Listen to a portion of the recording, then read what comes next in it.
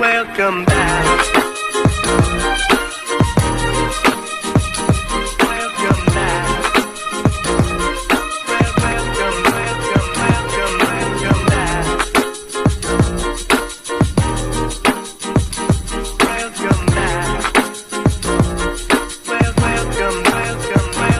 Welcome back. Welcome to Tea with Honey. It's your girl Honey Davinci, and I'm back with another video. So today I'll be doing another segment of the review, and I will be covering Baddies West episode 8, I believe. Yes, it's episode 8.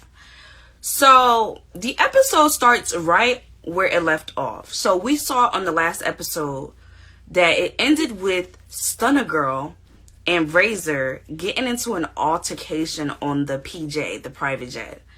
So just to give you a little bit of a backstory, they won a PJ. Stunna Girl was being addressed by Razor about fighting, and basically Razor was trying to give her a big sister moment where it's like, hey, you shouldn't fight anymore. Think about this. Like, just don't pay the girls no mind. Don't do this, don't do that, XYZ. Now, in the midst of this conversation, like I said on the last episode, Natalie tells Razor that Stunna Girl has already addressed that one of her triggers is being talked to like a little girl and being told what to do. What's your trigger? What do you have a trigger? Cussing me out or just trying to disrespect? I don't like disrespect. No, you told me that it was like when they act like, no, you said you don't like when they act like they be trying to be your mom and tell you what to do. And so Razor doesn't take social cues and continues to tell people what to do. Well, tell Stunna Girl what to do and talks to her like a little girl, right? And so as the drinks get to flowing, Razor gets louder. Like I said, she was all in Stunna Girl's face. So in the words of Stunna Girl, she snatched her up. So we start off there. It's crazy. It's hectic. Razor is being annoying again. We know how Razor get when she off that liquor. She being annoying, she being loud, and now she's so upset, right? Because she doesn't even know why she got snatched up. She doesn't even understand the reason behind it, that she was in the old girl's face. Apparently, she was spitting in the girl's face while she was talking, which is why Stunna Girl really snatched her ass up. But she's so drunk, she's just going off and being annoying like we know she can be. No! I mean fucking crap! I mean that shit! At this point, I want to disassociate myself from this whole group because who the fuck fight on a PJ? And so they get kicked off the private jet, which is so crazy because, like, how do you get kicked off of a private jet? Like, they landed the plane and said, get out. Like, what? Like, y'all don't even know how to act on a private jet in luxury, flying first class. Like, literally about to get put on the no-fly list. Like, bugging out, right? So then we get to see, we cut over, because remember they were cutting in between scenes. So one scene we will see them on the private jet, and then one scene we'll see the girls on the bus, because we know they were separated. So back on the bus, they're still having a good time. They're still getting along. They're still, you know, having good vibes. And I really feel like it's a testament of Tommie's leadership. I'm not saying that Natalie isn't a good leader. I feel like Natalie is more of a hands-on when it's necessary, but let the girls flow naturally. She doesn't really put herself out there like I'm a leader unless it's absolutely necessary or unless it's a time to flex, right? Whereas Tommie is like, no, I'm the leader. Like, she makes it very much known, I'm the leader. I'm in charge of this shit here. Nah, I'm not about to tell y'all about my personal experiences. This is about y'all. It's not about us. Like, she, even though Natalie will be quick to say, I'm EP, thank you for making me some more money. You know what I mean? I feel like as far as, like, interacting with the girls, Natalie is more of a friend. You know what I mean? Like, she's like, girl, I don't give a fuck what y'all do. Just keep making me money. I'm just here to tell y'all when y'all can and can't fight. Other than that, just keep making me some money. Whereas Tommie, when she interacts with the girls, it's more of a, okay, girls, let's come together.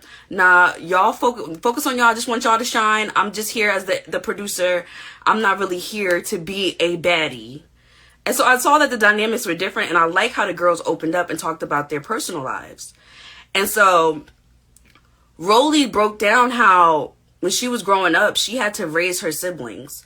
She raised her 3 sisters and literally was homeless with her kids, and how she suffered from depression a lot of her life. And I think that's really dope that the girls got a chance to open up, because we've seen on Baddies that they haven't. All we've ever seen from the Baddies is fighting. And so I thought it was dope that they had this moment for us to see them as people, instead of, you know, just seeing the ratchetness, instead of just seeing the drama and the fighting all the time. I suffer most definitely from depression. I don't open up about that because people see me as a strong woman, and you know, I'm always smiling and stuff like that. But I go through a lot when I'm not filming, when I'm by myself. I done been in homeless shelters with my kid. I didn't know what I was gonna do. I was in there for 3 months, and yeah. I like how they blended this episode. I think this was a really good episode. Rollie also, you know, just spoke about how she might walk around smiling. A lot of people don't see her struggles, but she feels it daily, and a lot of times she really struggles with it. And that's just so true with depression in general. A lot of people you would not believe struggle with depression. They struggle with it, and they could be the most friendliest people. They could be the people that the life of the party. It does not matter how great their life is. They can literally be millionaires. They can be billionaires and struggle with depression daily, and struggle with just waking up every morning can be a struggle for them. And you never know who is going through things like that. And that's why I feel like it's very important to treat people well, because you really never know what a person is going through. And just because you don't understand a person doesn't mean that that person is a bad person. Sometimes it's really deep rooted shit. Like, people are being tormented by their demons, by their past, by their regrets. And a lot of times they're just not at the point of being healed yet. They haven't found the resources. They may not be aware of resources. They may just not even see it out. They're just living with it every day. And so that's why I think it's very important to treat people well and treat people with respect, and to not be a hater. Life's too short to be a hater, right? Then, after this was going on, DJ Sky High, she talked about how she lost her father to COVID. That just touched me. That just really touched me. I don't know why I'm getting emotional, but losing parents is just a touchy subject for me. Like, my parents are getting older. I worry about that type of shit all the time. But she talked about how she lost her father to COVID, and basically she just now realizing, like really letting it marinate, that damn, I lost my father to COVID. You know what I mean? And that's how a lot of times us as people are. We literally will go through trauma and never just take a moment to just sit with it. You know what I mean? Like, we will go through trauma and not even like acknowledge it mentally. We will tune it out. We will literally block it out of our minds, and then one day just realize, like, yeah, like, that happened to me. Like, I'm acknowledging it. And then once you acknowledge it, it becomes real. Once you acknowledge trauma, a lot of times blocking it out is really just a coping mechanism. So once you really acknowledge it, really becomes real, and that's when you sit with that shit, and that's when that shit really eats you up the most a lot of times. But it's important to go through it because it's a part of the healing process. And once you acknowledge it, you open the floodgates and you let it go, you heal, and you move forward. So I thought it was great that DJ Sky High was able to open up about that and let that out and get that out. It's your father. You know what I mean? That's like literally some of the closest people to you is your parents, you know? If you're blessed to have that type of bond with your parents, because I know a lot of people don't. Like losing a parent that you're close with, that's serious, you know? And even if you're not close, it's serious too, because sometimes we as children, we long to one day mend that. And if they die before you get to mend that, it's worse. Because it's like, damn, I'll never get the opportunity to. It's a lot of unspoken things, like things that haven't been said, that wanted to be said, a lot of regrets, potentially, when those doors close before you get to have those moments. After that, Kat talked about losing K-Slay, who was her best friend, due to COVID. And she was talking about how this person was in her corner. This person was helping her with business, getting her out there, keeping her mellow, giving her great advice, and just in her corner, like just one of those people who are just in your corner. And to lose that person really fucked her up. Like it really hurt her. And so she went deep within that. She started crying. And you could tell that this person she had a serious bond with. And losing a best friend is just as serious as losing a family member. It really is. It really is. Because friendships are some of the most important relationships you will ever have in your life. You don't get to choose your family. You choose who your friends are.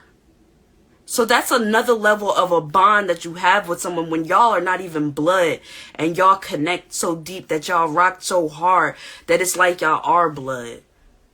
And so losing people like that, and even good friends are far and few. So when you lose a good friend, that's so traumatic. And so I felt for her in that moment. And then Biggie talked about how when she was growing up, she was bullied a lot. She was talked about a lot growing up, and how she really didn't get no respect from people until she got older. She started her business and started doing like bookings and stuff like that for parties. And I felt that shit. Because honestly, that's just how it can be in certain areas.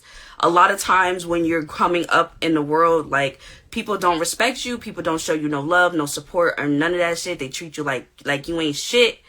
Then once you start making moves, once shit start popping off for you, now all of a sudden people got a second to give you of time. Now all of a sudden people notice you. Now all of a sudden people want to talk to you. Now all of a sudden, oh, I've been watching your podcast. Oh, now all of a sudden, oh, I saw what you've been doing with your businesses. Now all of a sudden people want to show you some respect. But prior to that, they wanted to little boy you or little girl you. You get what I'm saying? And so she talked about that. And she was trying to get Tommie to open up about what Tommie been through. And again, that's when Tommie was like, no, this ain't about me.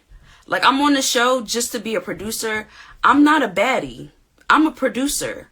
So y'all get y'all shine. This ain't about me. I'm not about to take this moment and make it about me. I want y'all to shine. And I was fucking with that. I like that. I would have liked to get to know Tommie. Because although she feels like she's not a baddie, she's not on the show like that. Yes, you are, girl. Yes, you are. The culture has already embraced it. Like, you're already one of the fan favorites. So I feel like it would have been nice for her to have that vulnerable moment with the girls and really talked about what she's been through. Because although we have seen Tommie on Love and Hip Hop and we know some of the things she's been through, I'm not familiar with what Tommie went through. Like, I know her, like her mom and the alcoholism and like her siblings and things like that. But I could use a refresher. I could use a little bit more information. You know what I mean? It would have been nice. So after this, they're escorting Natalie, Razor, Lolondon, Scotty, and Stunna Girl off of the PJ, right? So they're getting into, they got Stunna Girl in a Sprinter. They got Razor, Scotty, Lolondon, and Natalie in like a bus, right? And literally, Razor is going off. She's had it. She is fed up. Like, she ain't with none of it. She has had it up to here. And so she's going, I'm done. Ah. Right? And so they're trying to calm her down. And just like last time when they were trying to calm her down, she's screaming and yelling all crazy at Lolondon. And I'm just thinking, like, Lolondon, you better than me. Because ain't no way you going to be my friend. And every time you get drunk and beat up, you going to be yelling all in my face. Because then I'm going to just slap the shit out of you my damn self. And now we beefing. Because we ain't doing that. And you can clearly see that Razor hasn't learned her lesson by yelling in people's face. Because Scotty just popped her ass for doing that. And there she go doing it again to everybody else. And then she says to Scotty, mind you, the whole thing on the PJ that she was trying to say to Stunna Girl is, you need to squash it with Tommie and Biggie. Look at me and Scotty. Look at me and Scotty. Look at me and Scotty. The moment you get drunk, you disrespecting Scotty. Where did all that energy come from? Where keep that same energy you had on the PJ. Everybody gets some fake ass shit. Okay, just go right down there. What? Because I mean that. I don't want her sitting next to me. Okay. Razor is on her third personality or whatever the fuck she got going on. Then she turned to me and she's like, I don't even like you. What are you doing sitting here, bitch? Bye, ho. You was just talking about how y'all squashed it, and now because somebody else done popped on your stupid ass, now you want to say, I don't want you next to me, Scotty, because I don't fuck with you. It's a lot of fake shit going on. What was fake? You was trying to give somebody that you barely ever talked to in the house advice. They didn't want your advice. You was talking very close to her face, spitting in her face while you were talking, not intentionally, but it was still happening. And she snatched your ass up. What's fake about that? What is fake about that? Nothing is fake about that. And so it was just like misdirected anger. And it was another situation of Razor trying to be a mean girl to Scotty, even though Scotty done already upside her head. And so it's like, give it up. It's like, give it up, Razor. You're not like that. You're definitely not like that. Like, you might want to be like that off the liquor, but it's just not a good look. It doesn't work for you because you don't know how to fight for real, and you're doing way too much. You got way too much bark and not enough bite. Razor has way too much bark, not enough bite for me to be going off the way she be going off. And so Scotty politely moves herself because she said in the confessional, like, girl, you don't even want these problems again. And I was feeling that. Girl, you don't even want these problems, so I'm going to just move. I'm going to just move because you ain't definitely about to not swing over here. I'm not trying to fight again. I'm not trying to fuck you up again. That's really what she was saying. I'm not trying to fuck you up again. So I'm going to just politely step to the side. And so she did. And, you know, it's okay. It's okay. And so she's screaming. Oh, I can't stand when Razor gets like this. It's terrible. It's really terrible when Razor gets like this because it's like, girl, all that screaming, you ain't getting your point across about nothing. All that screaming, the girl ain't even around. She in a whole sprinter. Who are you yelling at and why are you yelling? She just was so angry she just needed to scream. Like, I feel like Stunna Girl hit her so hard she just had to scream for like 2-3 hours because it just made no sense why she was just screaming so much after getting snatched up like that. Well, we're gonna try to figure this out for tonight.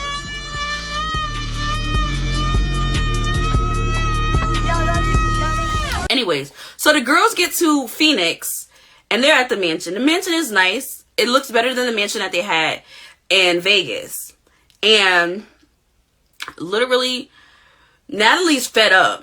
honestly, I think this is the maddest I've ever seen Natalie, because she like, okay, y'all bugging, because if I get put on a no-fly list, it's a wrap. Y'all not about to have me catching Ubers across the country. And so literally she's fed up. She's like, y'all better not fight. She like, y'all better not fight. I'm going to my room. I'm done with y'all. I don't even care where your rooms is at. Go find them. I'm done. So they all go their own separate ways. They all go to their rooms. And of course, they played a few people out. They played Sky High out, and they played Biggie out. And I really feel like Natalie bases the rooms off of performance. That's really what I believe. Performance. If you are not a performer on the show, you better believe you are going to be on a bunk bed. It is inevitable.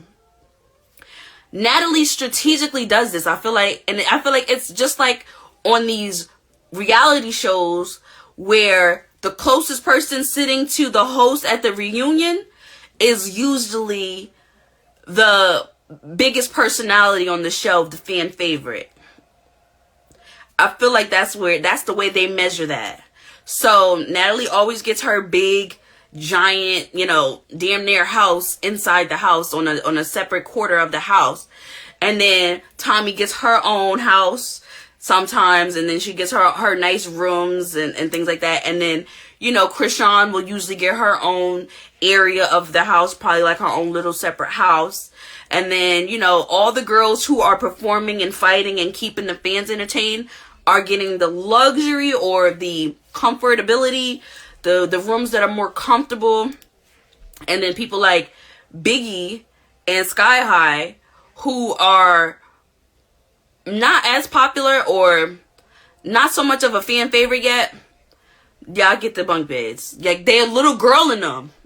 It's like those guys that be with the guys who sell drugs and stuff like that. The one that always gets sent to the store. Like, that's what it is. Like the ones that get sent to the store. Y'all get the bunk beds. We don't care about y'all feelings. Y'all ain't gonna do nothing about it. We'll give them the bunk beds. They'll be okay with it. Biggie was upset, so she ended up sharing a room with Tommie. And I thought that was dope that Tommie would allow them to share a room with her. Because I feel like Tommie is really just presenting herself as being humble and down to earth and cool. And I like that. I'm feeling that. I'm really feeling the big sister vibes. I really wish that the whole situation with Natalie and Tommie didn't go so left in the boxing ring, because I would have liked to see Tommie and Natalie on another season of Baddies. So hopefully they will come together and squash things, and hopefully they can get it right, because I really enjoyed this. I really enjoyed seeing the camaraderie of the girls. So the girls get to the house. Obviously, Tommie and the girls get to the house. It's a totally different energy. When Natalie and the girls got there, because they got there first, it was hostile. It was angry. It was drama. Please don't fight. When the girls on the bus get there, like Tommie and Cat, Rollie, Sky High, and, they get there, it is like the girls are glowing. They're walking and smiling. They're all happy. And they're enjoying themselves. And so it's literally like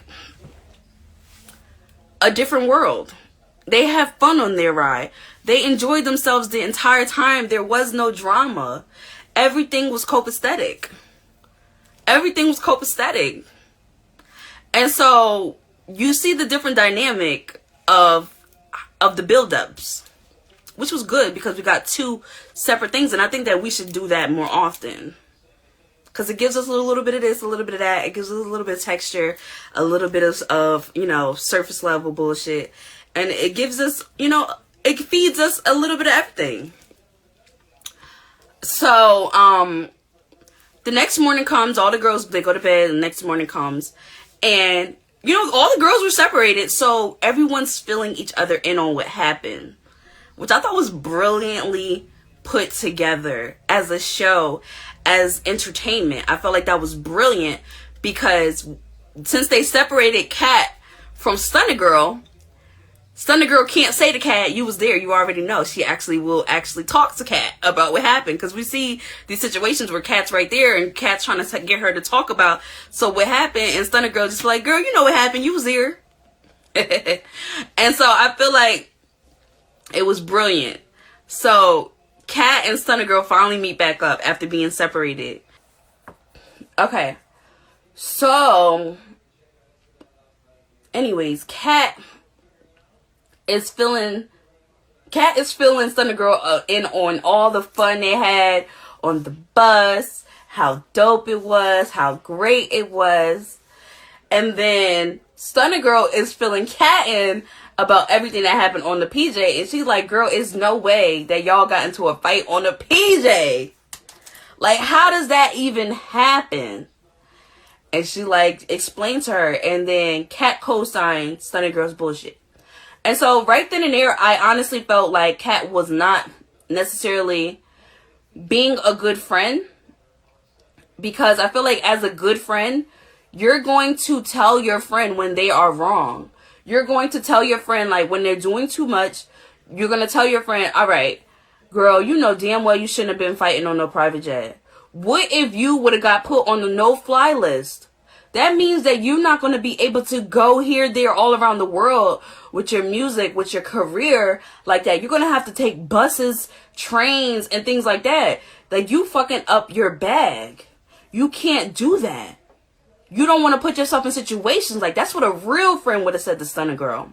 But instead of saying that, Cat co-signed the bullshit. Cat was on some, I understand. And I thought that shit was whack. I thought that was corny. I didn't like that. And so then we see Tommie and Natalie in the kitchen talking about what happened. And so, you know, Natalie's asking Tommie how everything went on the bus. And you could tell Natalie was anticipating some drama, some BS. Like something was going to pop off of some sort, right? Nothing when it popped off. Everything was smooth without a hitch. And Tommie's just telling her, like, everything was great. Natalie's surprised. And it's like, yeah, everything was cool, whatever. And so then Natalie fills Tommie in on what happened on the PJ and has video footage of Stunna Girl and Razor fighting on the PJ, how they got kicked off the PJ and everything. It's like, oh my gosh, girl, what the fuck? And so I feel like Natalie was impressed by how cool everything was on the bus. And she even said, like, damn, maybe I need to be on the bus because being on these private jets with these girls is too risky. I'm going to end up getting put on the no-fly list fucking with these girls because they fighting on private jets. We getting kicked off private jets. Like, I can't have that. So if we're going to have to keep it on the ground, we might have to just do that because I can't risk that. My bookings and stuff are across the world, and I really just can't risk getting put on the no-fly list.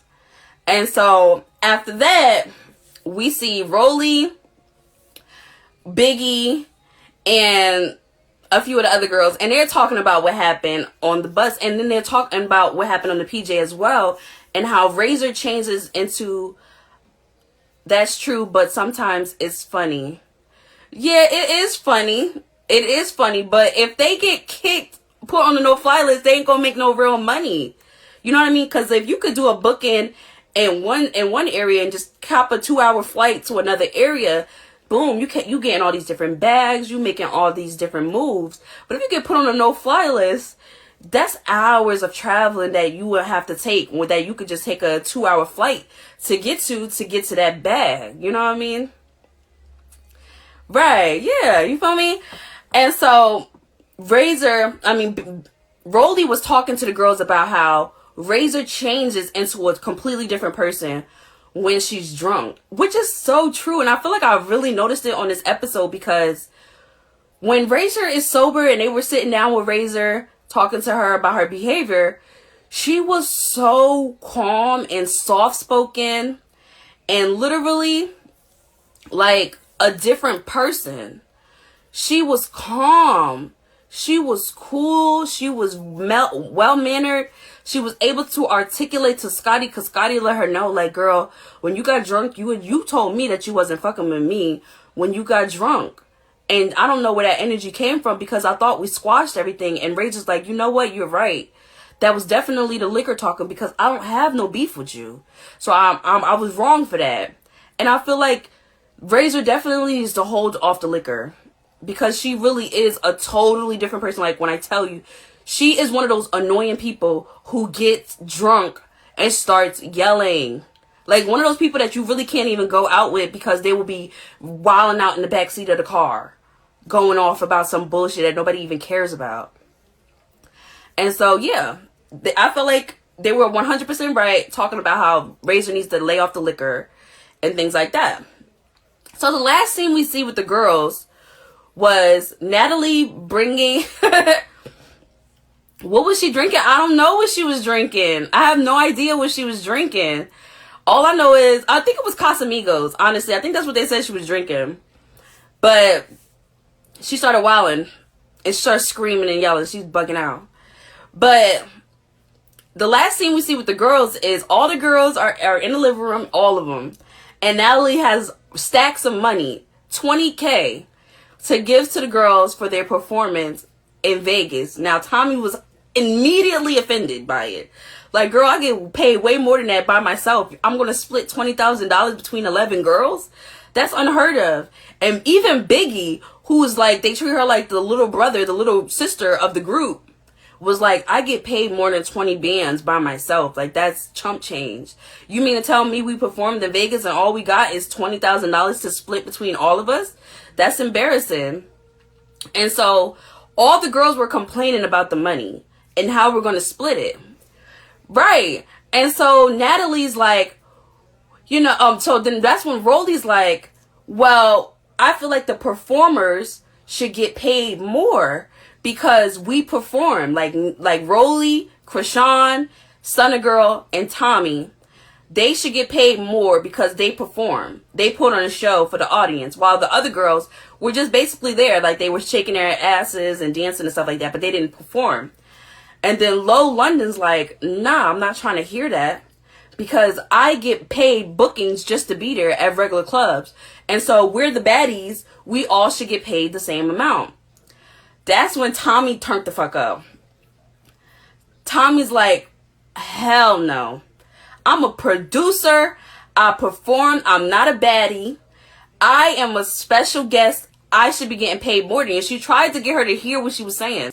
So Tommie's like, to Lolondon, like, do you really think you should get paid the same amount of money as me for shaking your ass on the stage when I performed? Like, I literally sat in the studio, created a song, got it mixed, got it fixed up, and performed. And you think because you were there dancing in the club like everybody else that you should get paid the same amount as me? And Lolondon was like, yes, bitch, yes, I don't care. Man, yo, move around, sis. I'm a special guest to y'all performances. Letting y'all go big. I'm a special guest to y'all performances. But sis, we again, talking about I'm the a party. special fucking guest. But we're to talking y'all about the party, though. Tommy. We talking about Tommy.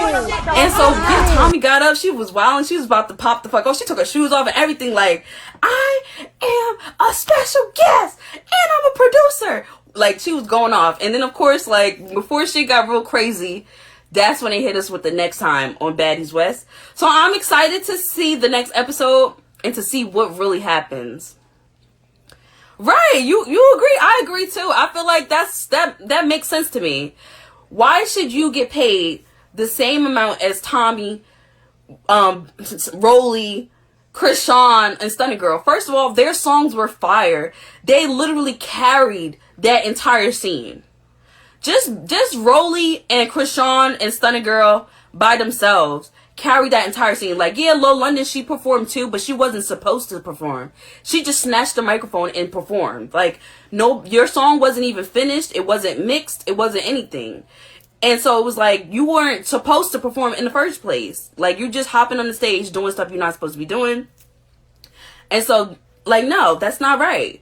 Give the girls who are working, like really working, really putting in work, the money that they deserve for the type of work you get. You're not going to get paid the same at a club for an appearance as you would at a club for a performance. And so that same rule should be applied to all the girls, especially since y'all only getting paid $20,000 split between 11 girls.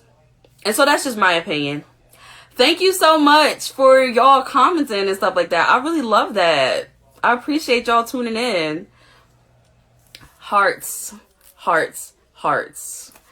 But yeah, let me know what you guys think in the comments. Don't forget to like, share, subscribe. Hit that notification bell, and I will catch you guys on the next video. I love you guys. See you soon.